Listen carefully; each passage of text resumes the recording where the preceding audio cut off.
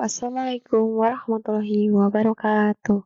Salam dan bahagia Bapak Ibu Guru Penggerak. Saya Amalia Nugrahini, calon Guru Penggerak Angkatan 9 dari Kabupaten Lombok Utara, akan memaparkan kesimpulan dan refleksi pemikiran Ki Hajar Dewantara pada modul 1.1 koneksi antar materi.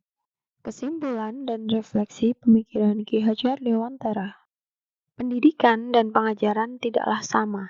Pengajaran adalah bagian dari pendidikan. Pengajaran adalah proses pendidikan dalam memberi ilmu untuk kecakapan hidup anak secara lahir dan batin.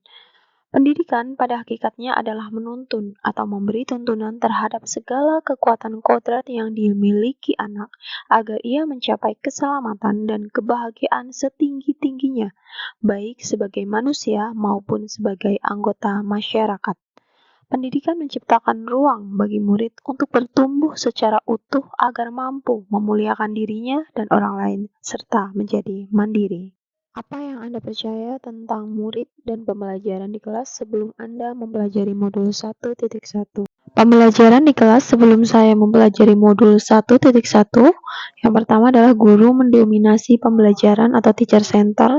Kemudian yang kedua, pembelajaran terfokus pada ketercapaian materi dan KKM atau mengutamakan aspek kognitif anak. Kemudian yang ketiga, guru kurang memahami karakteristik anak. Yang keempat, siswa pasif dan motivasi belajar siswa rendah. Dan yang terakhir, suasana kelas yang tertib, tenang, dan anak-anak yang memahami materi adalah fokus utama guru. Suasana pembelajaran di kelas sebelum mempelajari modul 1.1.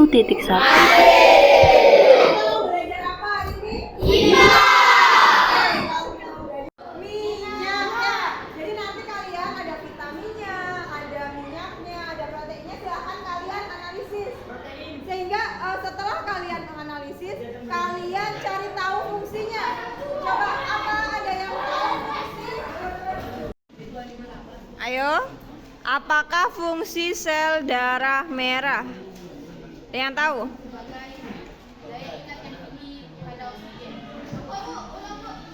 Fungsi sel darah merah. Yang berubah dari pemikiran atau perilaku saya setelah mempelajari modul ini adalah yang pertama dari sisi pemikiran, guru bukan merupakan satu-satunya sumber belajar. Yang kedua, pembelajaran berpusat pada anak atau student center. Yang ketiga, menghargai setiap karakteristik belajar anak.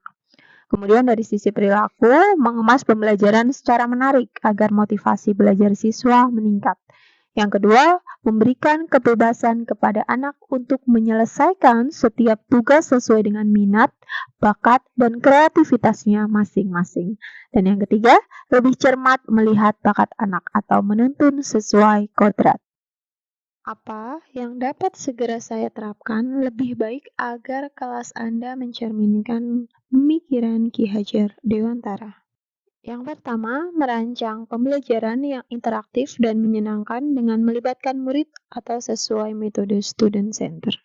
Yang kedua, menerapkan pembelajaran ABAD 21 yaitu berpikir kritis, kreatif, komunikasi, dan kolaborasi, serta berbasis kearifan lokal dan budaya setempat. Yang ketiga, menerapkan konsep merdeka belajar dan mengintegrasikan setiap pembelajaran dengan pencapaian profil pelajar Pancasila. Yang keempat, menerapkan sistem AMONG, yaitu pendidikan yang menuntun, bukan menuntut. Yang kelima, pembelajaran yang mengutamakan aspek budi pekerti. Yang keenam, pembelajaran yang sesuai dengan kodrat alam dan kodrat zaman. Sehingga kesimpulan dari pemikiran Ki Hajar Dewantara adalah yang pertama, pendidikan adalah menuntun anak sesuai dengan minat dan bakatnya.